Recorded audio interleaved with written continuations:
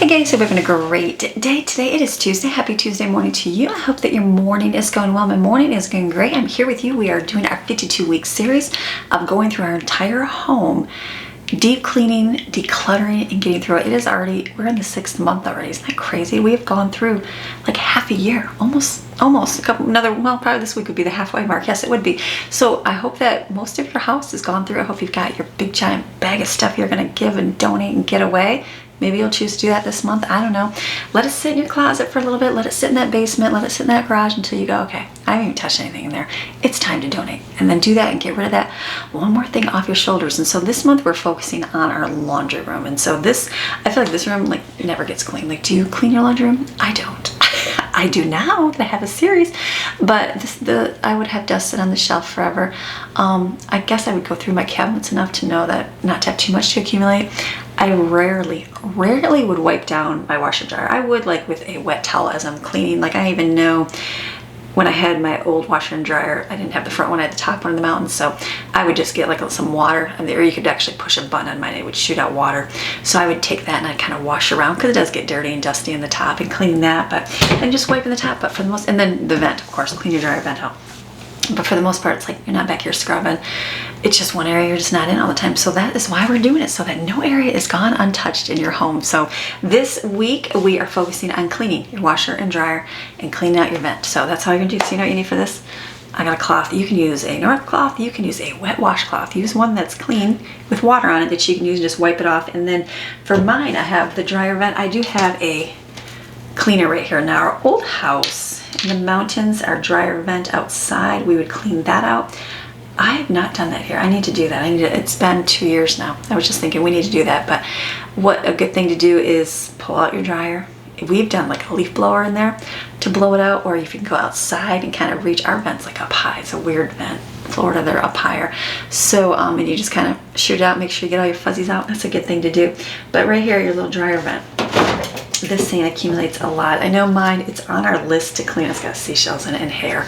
Lots and lots of hair. So ours will get an awful lot of stuff in it all the time because we are constantly doing laundry. So this is one of the daily chores.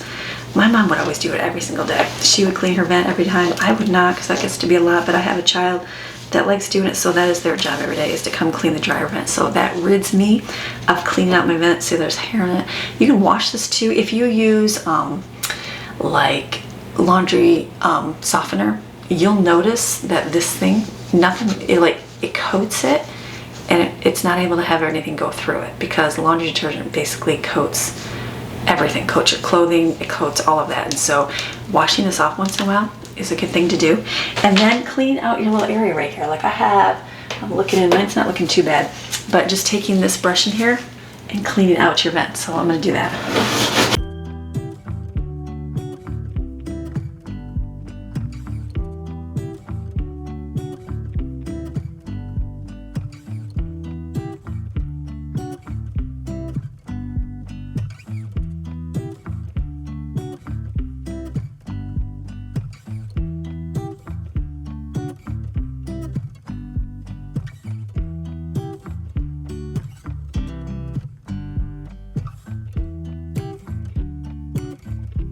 It just made dust all over me. So another thing you can do is get one of those blowers and blow out the inside. I was like, I need to have, my son's got one of those. I probably have to do that, but as this turns on, it's gonna suck out a lot of that stuff in there. So yeah, dust everywhere in here. So, and then just wipe off all your little areas here, your seals.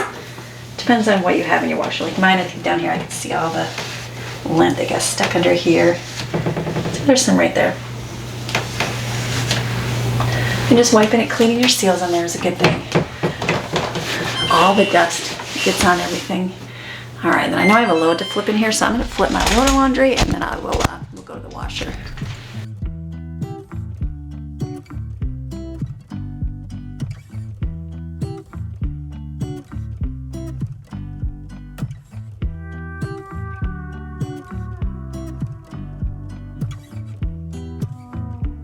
Now in your washing machine, I can see in mine like all around here. I wonder if I can get something in there. It's got like rocks and shells. It's got a little piece of money around my dryer. Let's see if I can get something to get that out of there. I don't know if I'll be able to or not. But for me, it's like, I know there's like little things you can throw in here to clean out your wash. So you can put some baking soda, some vinegar, and let it run through. I do have a self-cleaning cycle in there where you can put stuff in. Just wiping it, I feel like I don't use a lot of, like, I do use laundry detergent, but not a lot of extra things in there to kind of clog it up. But I do know that that is the case for some. And so making sure that it's clean, making sure this is clean, my seal inside here is a good thing to do. And then we'll wipe the top. Let me go get, I'm gonna go see if I can find something small to kind of go around there. Like maybe a knife, let's go see. This is the part where you dull your knife, please. Let's see if it comes out.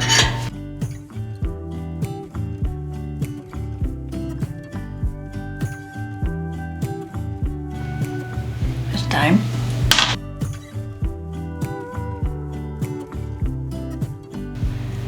Oh, there's a washer.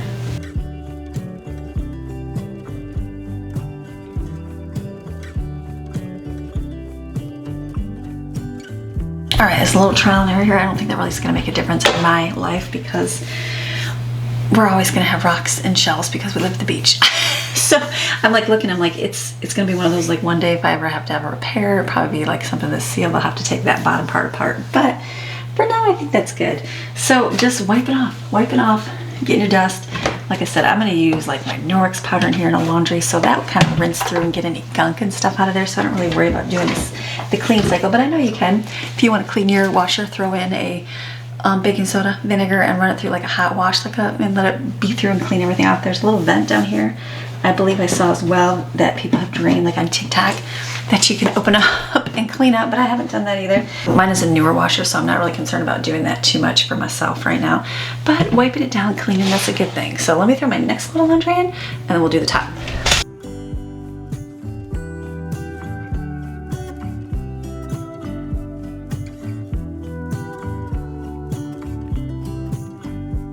Whenever you're wiping, if you have a soap dispenser like I have right here, wipe this off and just throw your cloth in the laundry. If you have a top loader, just take your cloth and wipe it around. You can get, if you have a water, sometimes on mine I had a button, I didn't realize it was a efficiency one like this, but a top loader, I didn't realize there was a button to push. It was like a little, underneath the lid, you push it and water came out. I had no idea. I'm like, genius. So take that, wash your washcloth so you can get it wet and just clean it, and then just throw it in with your laundry, and that's it.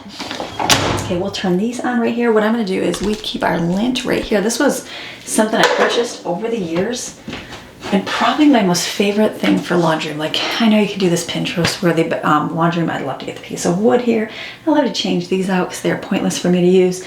But this was an investment. I think it was $10, $15. The lint bin, how great, because otherwise you get, what do you do with your lint? You just leave it on your washer and dryer, right? And it sits there.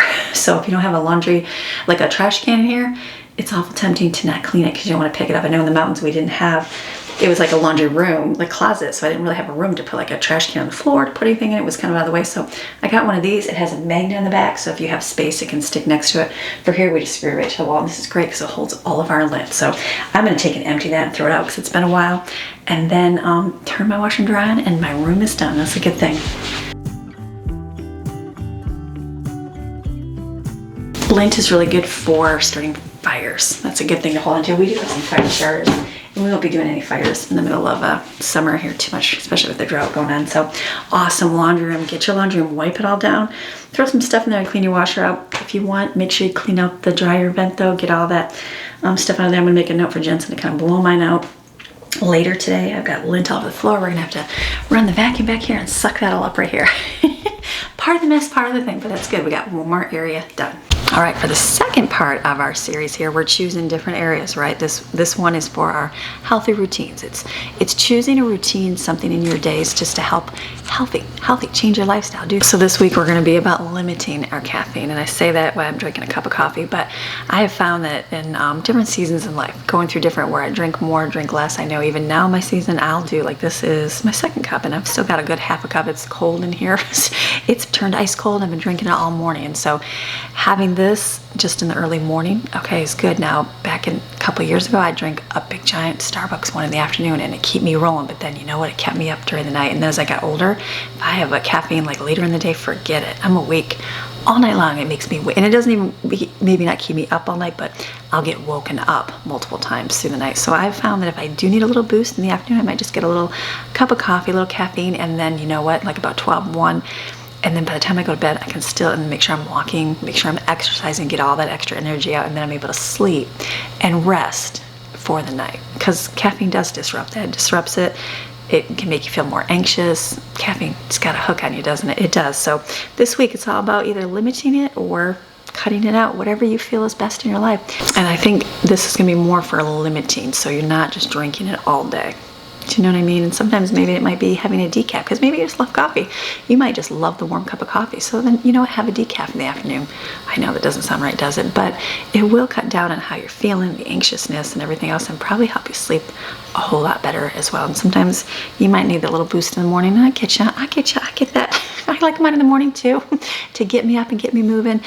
So this week, you're going to take into account your caffeine intake and how much you drink and what you have to be able to make it a good amount for your days. For our emotional wellness part of it, we're this whole month 6, we're talking about rest and renewal. And it's about ways to renew and give your mind a reset, a time to rest away from life, because it doesn't stop, does it? It doesn't. So last week we talked about taking a Sabbath day and taking a day of rest during the week. I hope that you do that. I hope that is one that you keep and you do, because that really does make a difference in your days. I've experienced that. I feel it. I know. I've gone through seasons where I've had to work 7 days a week. I understand seasons, all those things, but I do appreciate that one day of rest, whatever day that may be. So this week I'm going to encourage you to do something a little bit different, and this is going to be more of your daily to help your mindset throughout the day, and it's to listen to worship music. I don't know if you listen to exclusively Christian music or you don't. Myself, personally, I do.